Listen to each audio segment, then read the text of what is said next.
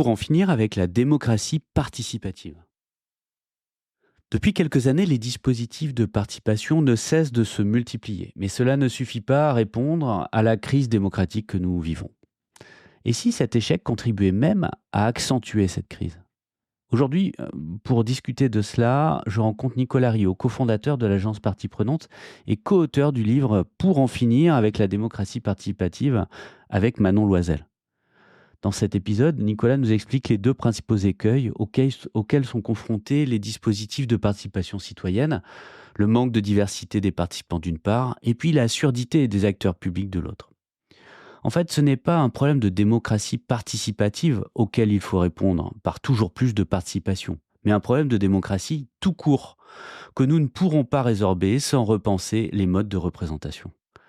Nicolas esquisse des pistes d'action pour repenser le fonctionnement de nos institutions, notamment à l'échelon local.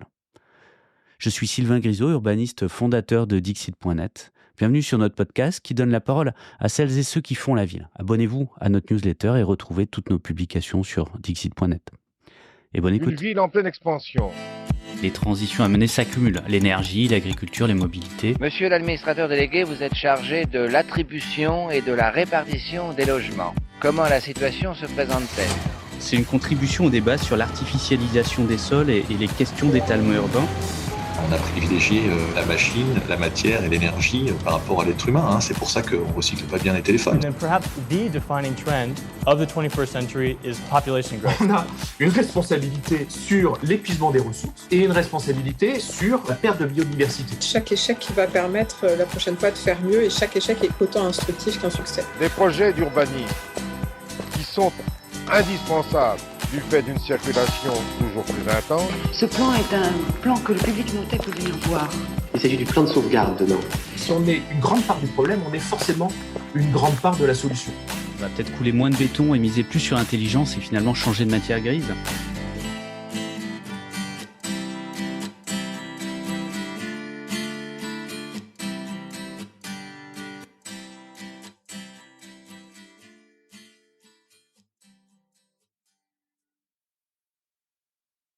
Nicolas Riot, bonjour. Bonjour.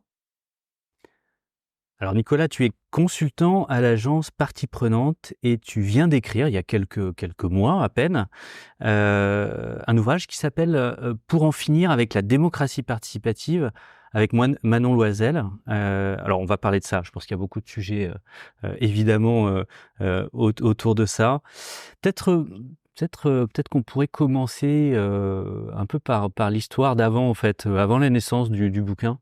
Pourquoi on en vient à faire cette folie qui est d'écrire un livre? Et celui-là, bien sûr. Hein.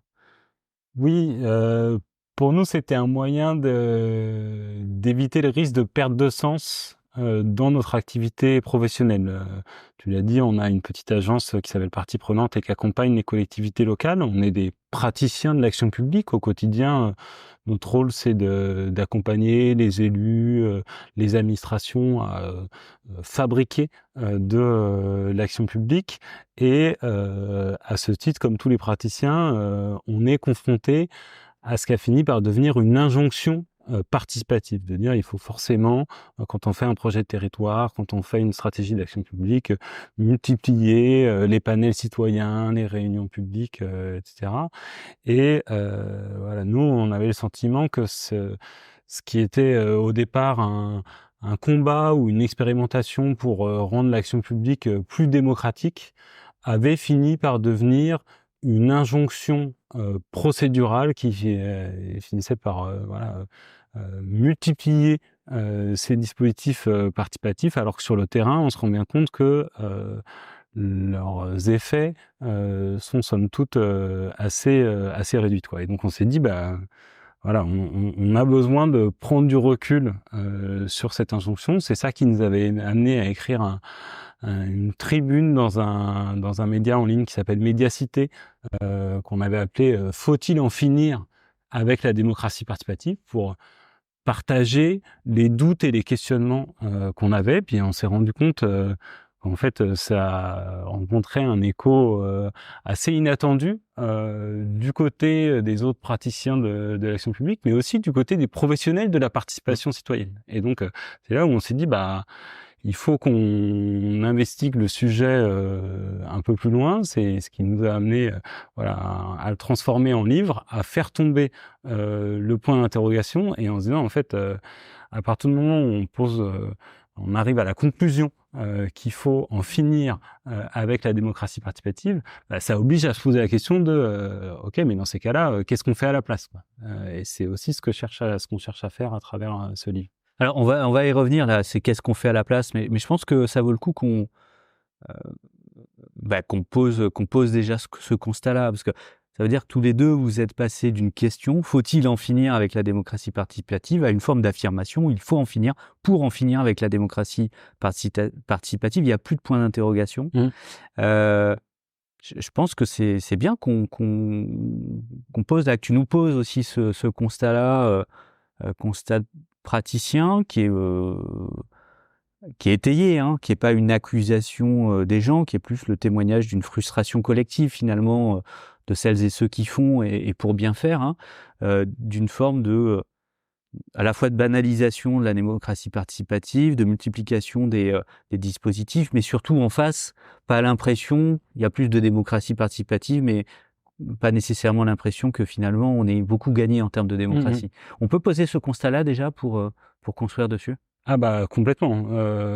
Nous, c'est le constat qu'on fait de dire non seulement la démocratie participative ne parvient pas à surmonter la crise démocratique auquel on se retrouve confronté au quotidien, et encore une fois, cette crise démocratique, c'est pas une abstraction, c'est vraiment une réalité quotidienne que rencontrent les élus, les agents publics, les associations dans la fabrique de l'action publique. Donc non seulement ça vient pas surmonter cette crise, mais la prise de conscience qu'on a eue, c'est que parfois elle vient même l'accentuer. Et donc c'est ça qu'on développe dans le livre, en essayant de décrire ce qu'on pourrait appeler un peu le plafond de verre de la démocratie participative. Tu dis, à juste titre, on n'accuse personne dans ce livre. Ce qu'on cherche justement, c'est à dessiner le plafond de verre plus structurel, commun à tous ces dispositifs, sur lequel on se cogne tous. Et à la fin, on se dit, c'est dommage de sans cesse croire qu'on va le dépasser et puis systématiquement finir par s'y cogner à nouveau, quoi. Ce qu'on appelle dans le livre aussi un peu la gueule de bois du renouveau démocratique. Et ce plafond de verre, en fait, il est double. Il y a d'un côté l'impuissance de la démocratie participative à faire entendre les inaudibles. Donc là, c'est le syndrome des TLM, hein, toujours les mêmes, ou je crois que c'est aux États-Unis, c'est STP, the same 10 people. Donc c'est un peu ça. On reprend cette expression de toujours les mêmes, qui est utilisée par les acteurs de la participation citoyenne, un signe que le problème, ils nous ont pas attendu pour l'identifier. Mais par contre, ce qui est moins souvent mis en avant, c'est que non seulement c'est toujours les mêmes qui viennent aux réunions publiques, qui votent au budget participatif, qui contribuent aux consultations en ligne, mais en plus, ceux-là même sont aussi ceux qui sont les plus insérés dans notre vie démocratique. C'est ceux qui votent, parce que pour trouver un abstentionniste en réunion publique, il faut s'accrocher. C'est ceux qui sont déjà en contact avec les élus et avec les administrations, parce qu'ils sont impliqués dans le monde associatif, parce que sociologiquement, ils leur ressemblent aux élus et à l'élite administrative locale ou nationale. Et donc, voilà, ce qu'on dit, et c'est à notre sens que ce constat qu'on entend moins, c'est que, en fait, il y a un risque à ce que ça vienne accentuer des inégalités de représentation politique, comme si à travers ces dispositifs, on venait donner plusieurs bulletins de vote à ceux qui votent déjà, et par conséquent, on contribue à invisibiliser encore davantage celles et ceux qui étaient déjà en retrait, quoi. Et donc, voilà, premier warning qu'on met là-dessus, et nous, notre conviction, c'est que c'est pas par des innovations méthodologiques sur du aller vers, sur des moyens de faire venir ces inaudibles aux réunions publiques, qu'on arrivera à en sortir, parce qu'en fait, il y a des facteurs plus structurels qui expliquent pourquoi non seulement les institutions n'arrivent pas à les faire venir, mais même quand ils viennent, pourquoi quand ils sont présents, ils n'arrivent pas à se faire entendre. Oui, alors diagnostic aussi qui est fait par ceux qui pédalent pour le coup et dans la semoule pour arriver à monter ces nouveaux dispositifs, pour aller chercher les gens, etc., etc. Voilà, quoi qu'il en soit, on peut avoir une inflation de dispositifs, mais en face, on n'a pas les résultats. On reviendra sur l'articulation que vous faites, qui est un peu constante et qui est évidemment importante, et c'est sans doute l'apport, enfin en tout cas moi, que j'ai trouvé vraiment utile, avec cette question de la participation au vote. Mais c'est pour après. On peut finir là un peu les symptômes du plafond de verre? Et donc, il y a un deuxième plafond de verre qui est sur l'impuissance de la démocratie participative à réduire la défiance qui peut exister entre les citoyens et leurs institutions. Défiance qui est par ailleurs réciproque, qui est des citoyens envers les institutions, mais qui est aussi des institutions envers les citoyens.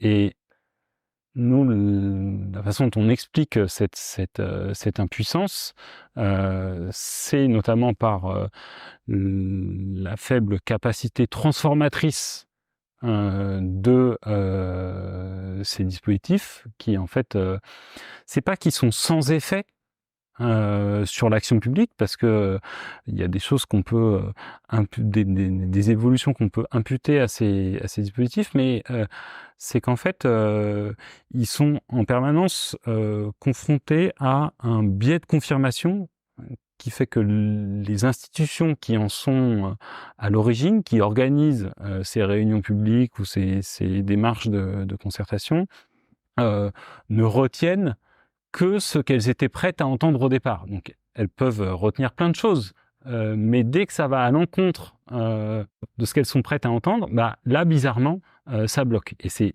pour ça, à notre sens, que ça accentue la défiance. Et c'est là qu'on arrive à la conclusion, nous, que, au fond, le problème, c'est sans doute que la démocratie participative prend la crise démocratique dans le mauvais sens. Elle se focalise sur l'expression des citoyens, comme si le problème venait des citoyens, et comme si ce qui manquait, c'était des espaces d'expression. Assez paradoxal, à l'heure où, avec les réseaux sociaux, tout le monde a l'occasion de s'exprimer publiquement. Alors que nous, on fait davantage le constat que le problème vient de la surdité des institutions, surdité par ailleurs sélective, et c'est là où ça rejoint le premier plafond de verre que j'évoquais sur les inégalités démocratiques, que en fait il y a quand même de manière générale, on a des institutions qui font la sourde oreille, mais bizarrement elles le font davantage avec certains groupes sociaux et moins avec d'autres ou certains groupes d'intérêt, quoi. Oui, parce que finalement, enfin, c'est l'articulation, en tout cas, moi que j'ai lu dans le bouquin, mais au-delà de ce constat, qui une fois de plus est un constat de praticien qui met des mots sur les douleurs et les frustrations de beaucoup d'autres praticiens de la démocratie participative, et qui d'ailleurs juge ni les praticiens ni les élus par rapport à ça. Il y a finalement même au-delà de la frustration des uns et des autres une forme de surinvestissement. C'est-à-dire il y a beaucoup d'efforts faits avec peu de résultats, et finalement beaucoup d'efforts pour compenser quoi? Le fait que la démocratie représentative dysfonctionne, c'est-à-dire que on a à la fois des institutions qui ont du mal à écouter, mais on a aussi des représentants qui représentent qu'une petite partie de la population parce qu'ils sont élus par finalement bien peu de monde, et par ailleurs peut-être qu'ils les représentent, mais ils sont loin d'être à l'image de ce qu'est la diversité de la population, avec des catégories socio-professionnelles ou autres qui sont complètement absentes de la représentation, voire même des institutions. C'est là où pour nous il y a un chantier à ouvrir, qui est de se dire comment on, face à cette surdité institutionnelle, on renforce la capacité d'écoute des pouvoirs publics. Et c'est voilà, tout le bouquin au fond, c'est autour de ça qu'il tourne. C'est cette question de la capacité d'écoute. Et notre propos, c'est de dire en fait, arrêtons de considérer la participation comme une fin en soi. Ça doit être un moyen au service d'un projet plus vaste qui est celui de la démocratisation de l'action publique, et c'est ça qu'on cherche à travailler. Et je rebondis sur l'expression que tu disais aussi, les praticiens de la démocratie participative. Nous, on cherche à s'adresser finalement aux praticiens de la démocratie tout court, et en disant l'écosystème des praticiens de la démocratie, il est bien plus large que ceux qui sont en charge de la participation citoyenne. Notre message, il s'adresse aussi aux agents publics, aux élus, y compris ceux qui sont pas en charge de la participation citoyenne, et même, j'allais dire, surtout à eux. Il s'adresse aussi à tous les professionnels, concepteurs urbains, bureaux d'études, qui coproduisent cette action publique pour leur dire « Vous êtes tous des praticiens de la démocratie ». C'est ce qui distingue le fait de travailler pour des acteurs publics du fait de travailler pour des acteurs privés. Et donc, ça à la fois, ça nous donne une responsabilité supplémentaire. On peut pas dire que la démocratie va mal, mais c'est pas notre problème. Bah, si, en fait, ça nous concerne, et c'est aussi un peu voilà, cette prise de conscience qu'on a eue, nous, avec le livre, et ce qui nous amène à faire un livre sur la question démocratique, alors qu'au départ, notre métier, c'est pas la question de la participation citoyenne. Notre métier, c'est la fabrique de l'action publique. Mais voilà, de ce prise de conscience, et qu'on maintenant on essaye de partager avec d'autres, de dire ça nous concerne, et on a une partie on est responsable d'une partie du problème. Mais on a aussi une partie de la solution à notre disposition. Donc on ne peut pas réduire cette question de la démocratisation de l'action publique uniquement à la mise en place de dispositifs participatifs. Ouais, c'est là où faut pas se tromper sur la thématique du bouquin en fait. En effet, c'est pas un bouquin sur la démocratie participative, et quelque part les problèmes de la démocratie participative sont des symptômes des problèmes démocratiques tout court. Tout à fait. Avec une attention, on va y revenir au local. Je pense que, enfin voilà, toi comme moi, on travaille aussi beaucoup à cette échelle-là, et c'est sans doute aussi des leviers d'action. Et donc non seulement la démocratie participative arrive pas à compenser les déficits démocratiques, mais quelque part aussi cet effort mis sur la démocratie participative vient masquer la crise. Et ça c'est important. Donc là on atterrit en fait, et on a fait que le premier quart du bouquin en fait, enfin il me semble, je crois la première partie qui est vraiment sur ce diagnostic. Oui, en fait le problème est pas là où on le croit. C'est pas un échec de la démocratie participative, c'est qu'elle peut pas tout, et qu'on pourra pas passer outre finalement une remise à plat quelque part des modes de fonctionnement démocratique. Est-ce qu'on peut dire là où ça va pas justement là-dessus? C'est intéressant que tu mentionnes le fait que le risque, c'est que ça vienne masquer une crise démocratique plus structurelle. On s'est rendu compte en essayant de définir ce qu'on entendait par démocratie participative, ce qu'il y avait de commun à tous ces dispositifs qui, au fond, sont quand même assez variés, parce qu'entre une convention citoyenne, un conseil de quartier, oui, on manque pas d'initiative, de créativité sur la question. C'est des dispositifs très hétérogènes. Et en même temps, ce qu'ils ont en commun, c'est de chercher à faire parler les citoyens. C'est toujours à vous la parole, donnez-nous votre avis. C'est toujours une invitation à s'exprimer. Et en fait, ce qu'on a réalisé, c'est que cette obsession de faire parler les citoyens, on pouvait aussi la lire comme la réponse à une angoisse d'évacuer le silence de tous ces absents de notre vie démocratique. Ouais. Silence assourdissant, et c'est là où on fait le lien avec la question de l'abstention et de la participation électorale, où on est dans une démocratie électorale qui finit par faire comme si entre un tiers et la moitié de la population n'existait pas dans notre vie démocratique. L'abstention est le premier parti de France, Pourtant, il est présent dans aucune de nos assemblées politiques. Oui, c'est une des propositions que vous faites. Et c'est ça qui nous conduit à faire comme si cette partie de la population n'existait pas. Mais, donc ça se traduit sur la démocratie électorale, mais en fait, ce qu'on a réalisé, c'est que les conséquences de l'abstention sur l'action publique, elles sont bien plus présentes qu'on ne le croit. Elles sont même omniprésentes dans la fabrique de l'action publique. Nous, ces derniers mois, on a beaucoup travaillé sur la politique de la ville.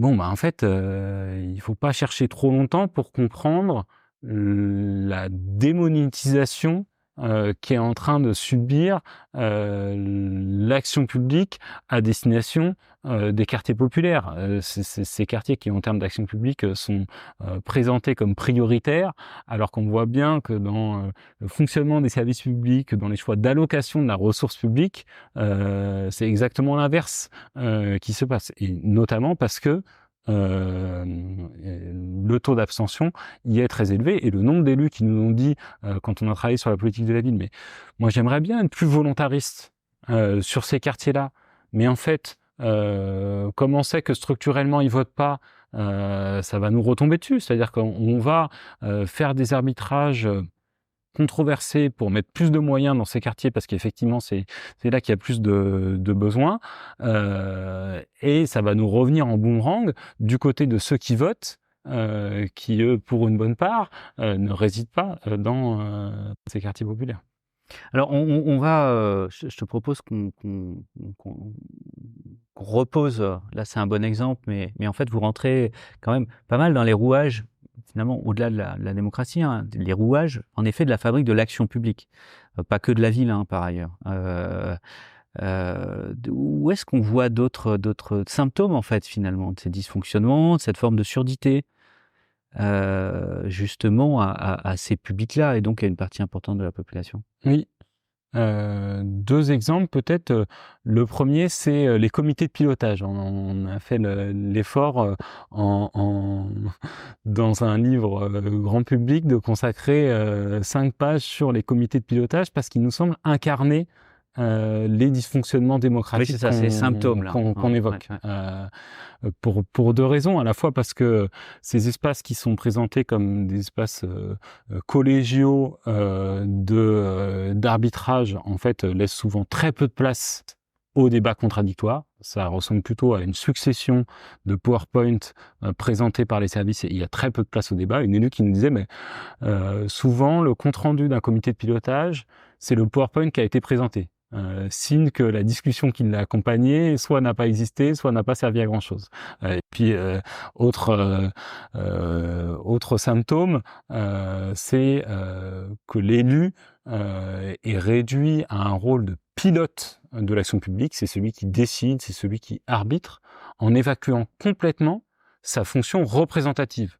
Or nous, on est convaincus que c'est de cette fonction-là qu'on a besoin dans la fabrique de l'action publique, que ça soit justement l'élu, les élus, parce qu'il faut forcément le faire à plusieurs. On ne peut pas représenter une société aussi contrastée, hétérogène, sur une seule personne. C'est pour ça qu'on a des assemblées politiques avec plusieurs élus, ont un enjeu de relayer les préoccupations de leurs concitoyens, des clivages qui peut les traverser. Et voilà, ça c'est quelque chose qui nous surprend, nous, quand les élus nous disent « Ah mais on n'a pas eu le temps de concerter les citoyens parce qu'on n'a pas fait de réunion publique. » Mais en fait, c'est ton job d'élu, oui, que de te faire le relais de tes concitoyens, quoi. Oui, il y a aussi derrière cette crise, pour le coup, de la démocratie participative, ou derrière ces dispositifs, le fait qu'ils monopolisent ces moments d'expression des citoyens. Donc l'élu n'est finalement plus l'élu de grand monde, et il perd ce rôle de relais et donc de représentant. Notamment parce qu'il est mis en posture d'arbitrage et pas dans des scènes de délibération dans lesquelles on peut avoir une diversité d'avis, des hésitations et pour le coup du débat. On a un débat en comité technique, qui est la partie opaque quelque part, dans lequel tous décident peu ou prou, c'est-à-dire qu'on finit avec 3 scénarios, A, B ou C. Le A est trop cher de toute manière, on ne peut pas se le payer.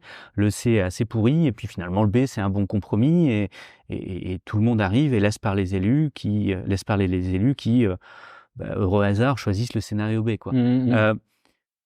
Finalement, plus personne n'est dans son rôle. Ceux qui sont là pour poser les termes du débat, finalement, induisent une forme de décision, les techniciens, et finalement, les élus qui pourraient débattre aussi et amener la parole du terrain ont plus la capacité de le faire.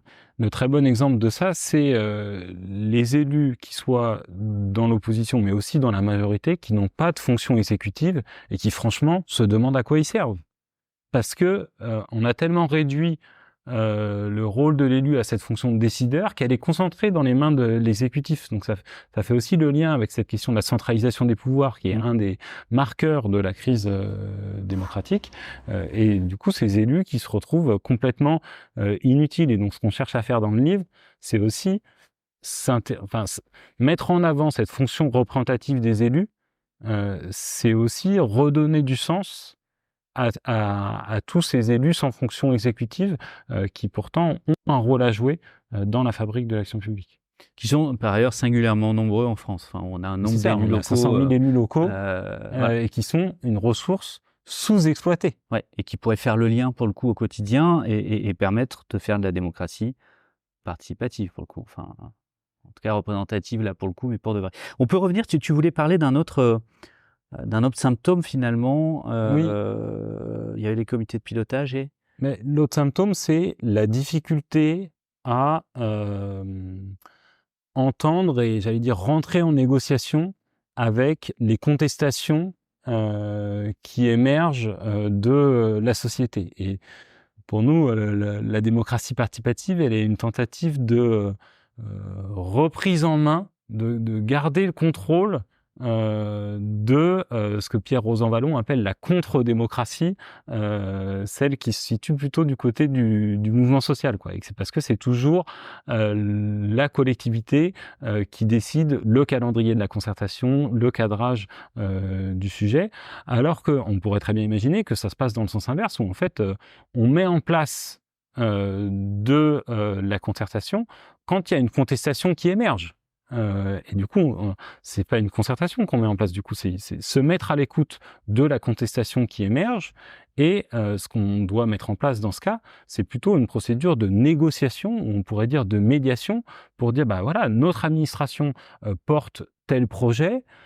On sent que d'autres acteurs s'opposent à ce projet-là.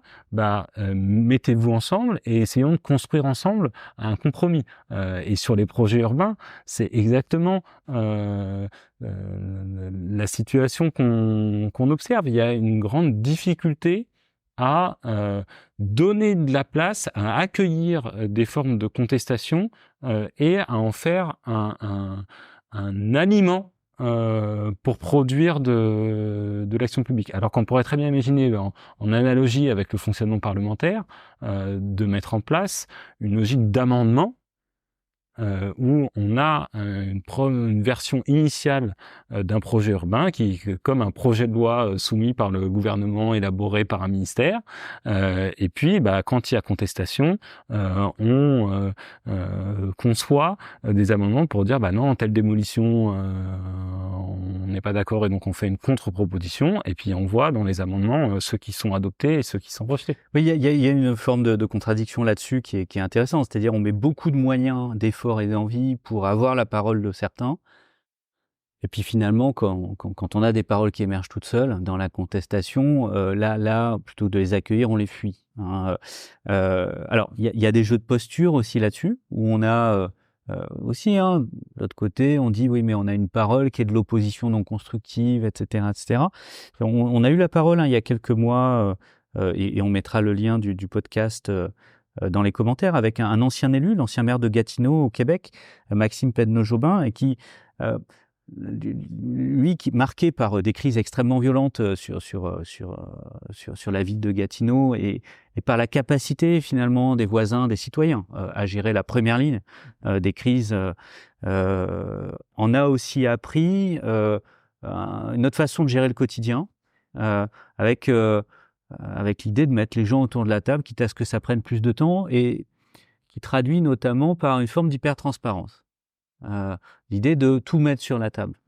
plutôt que de travailler en chambre, de tout mettre sur la table en misant finalement sur la montée en compétences des citoyens qui sont de plus en plus compétents, et donc leur capacité, à partir du moment où ils ont les éléments pour travailler, de faire des contre-propositions construites, mais donc aussi d'avoir un processus de projet différent. Est-ce que justement là-dessus, cette question de la transparence, pas que de la délibération, mais aussi de l'élaboration du projet, et pas un levier intéressant? Si on doit commencer à tracer quelques pistes sur et alors, parce qu'évidemment, alors le bouquin amorce des choses, mais justement, par rapport à cette question de la contestation, pour la rendre utile, autant la rendre constructive et lui donner les moyens de l'être. C'est sûr que la transparence est à la fois un prérequis et une conséquence pour rendre à la fois la contestation possible et constructive et la transformer en négociation.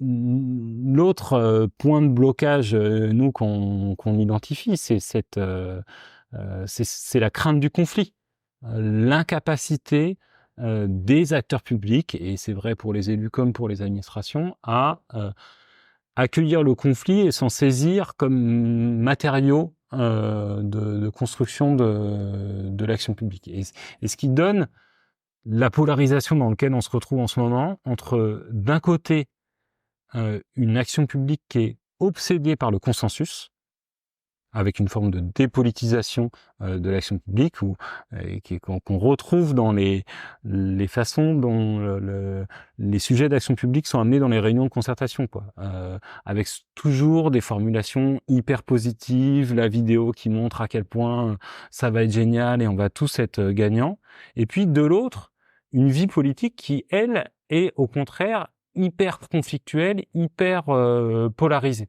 Et en fait, ce qui produit aussi un décalage entre ces deux registres. Et nous, notre conviction, c'est que pour recréer l'imbrication de ces deux registres, parce que c'est là-dessus que repose la démocratie, il faut à la fois donner plus de place à la confrontation de points de vue, en assumant qu'on n'est pas tous d'accord, qu'on n'a pas tous les mêmes perceptions, les mêmes intérêts, mais de le faire de manière constructive.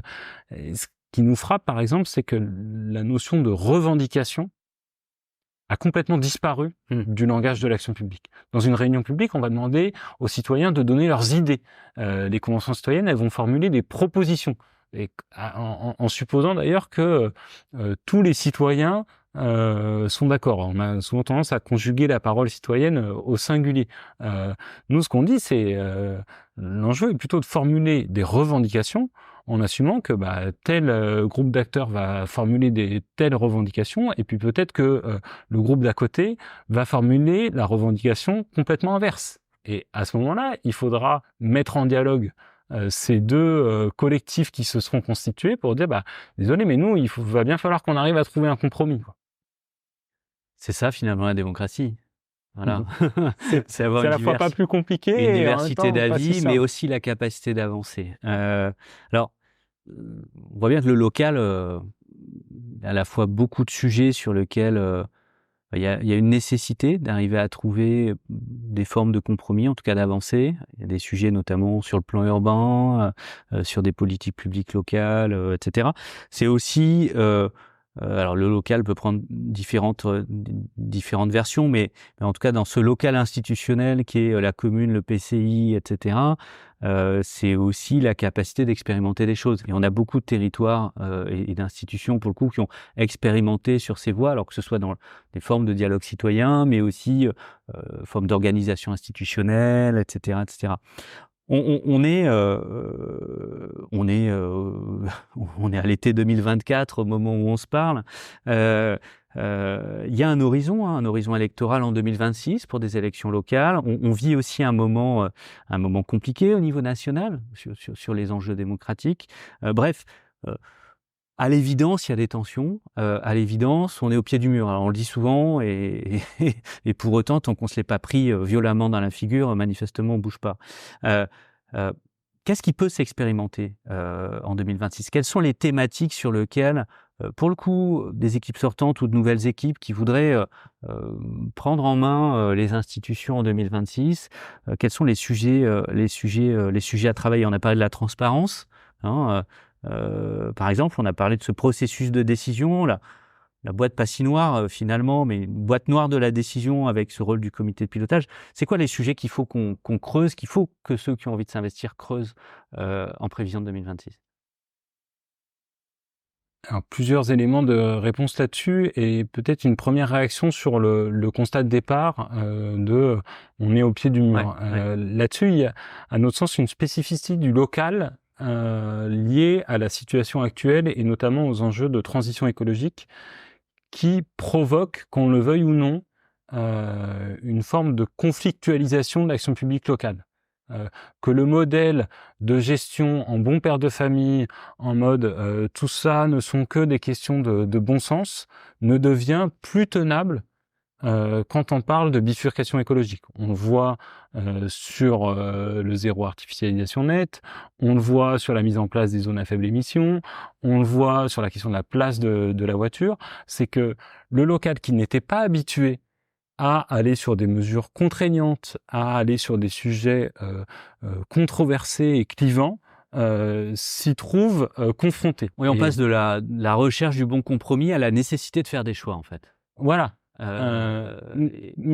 Et donc l'enjeu, c'est de trouver la bonne alliance entre cette capacité historique du local à construire des compromis, et on le voit bien dans le contraste aujourd'hui avec ce qui se joue à l'Assemblée nationale, mais en même temps de construire une capacité à accueillir ces formes de conflictualité qui de toute façon nous arrivent dessus. Donc pour nous, l'enjeu pour le prochain mandat, c'est celui-là, et encore une fois, les élus comme les agents publics vont y être confrontés, et le risque par rapport à ça, c'est l'impuissance. C'est de se dire, en fait, en faisant semblant qu'il n'y a pas de problème, tout va bien au moment de la conception, puis au moment de la mise en œuvre, rien ne va plus et on est obligé de revenir en arrière, quoi. Donc si on veut éviter ce travers-là, il faut se saisir de la question démocratique.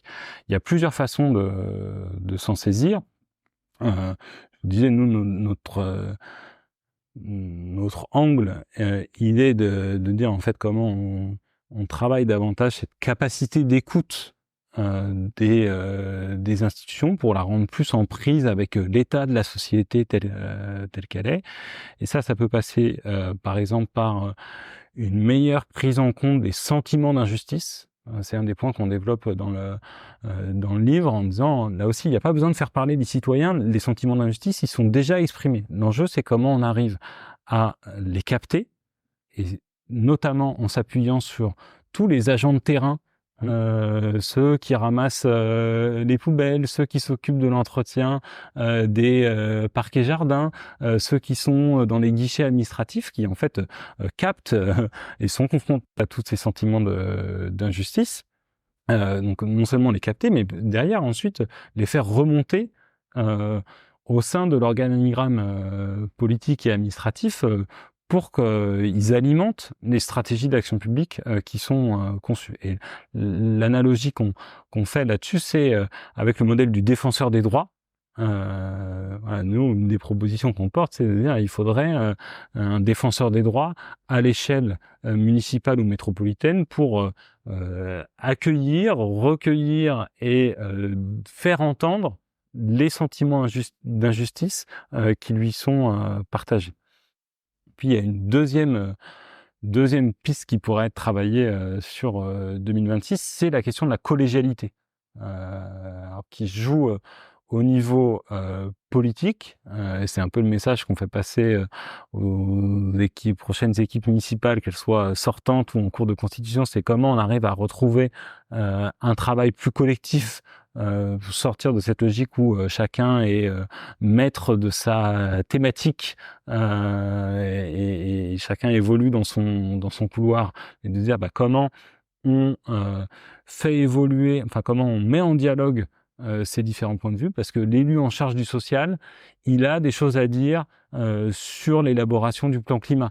l'élu en charge de la jeunesse, il a des choses ou elle a des choses à dire sur les politiques de mobilité ou d'aménagement de l'espace public. Et donc voilà, c'est pour nous cette collégialité, elle est importante à travailler, à toutes les échelles, à l'échelle du bureau exécutif, de comment on arrive à ramener du débat contradictoire dans ces espaces-là, à l'échelle des conseils municipaux et des conseils métropolitains et des commissions permanentes, et puis comment on la ramène aussi, pas uniquement sur le technique, mais aussi pas uniquement sur le politique, mais aussi sur le technique, dans les comités de pilotage ou les comités de direction, pour là aussi sortir d'une expertise univoque et homogène, alors qu'on sait qu'à chaque fois c'est plus compliqué que ça, pour faire entendre des formes de contre-expertise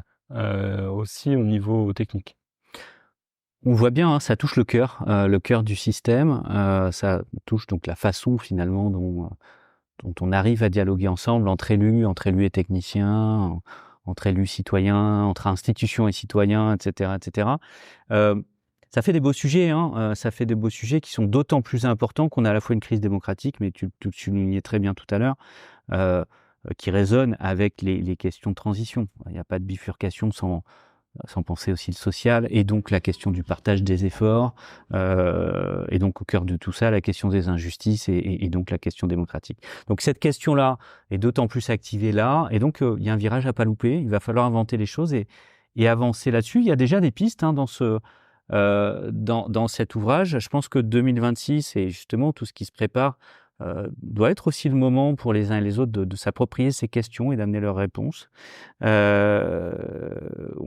essaiera d'y participer comme on peut. Nicolas, je ne sais pas si tu as un conseil de lecture pour ou autre hein, sur ces sujets ou en ouverture de tout ça. Alors, je fais un petit pas de côté avec un livre que j'ai lu il y a 2 semaines et qui m'a beaucoup marqué, qui s'appelle « Les électeurs ordinaires », écrit par un sociologue qui est Félicien Faury, sur les électeurs du Rassemblement national. Et en même temps, c'est pas complètement déconnecté de nos sujets, puisque nous, ce qu'on dit, c'est qu'il faut travailler sur la surdité de nos institutions et sur nos propres surdités sélectives qu'on a tous. Et quand on fait des interventions sur le livre, on passe notre temps à dire aux agents publics ou aux élus qu'on a en face, posez-vous la question de qui sont vos inaudibles.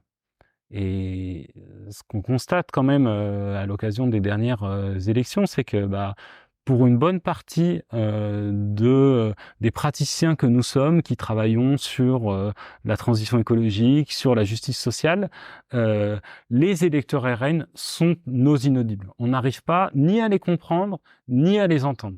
Et en même temps, si on veut tenir la promesse démocratique, on a ce devoir de le faire, et je trouve que le livre de Félicien Faury, « Les électeurs ordinaires », nous y aide beaucoup, et qui, moi, m'a particulièrement intéressé parce qu'il parle beaucoup d'action publique locale.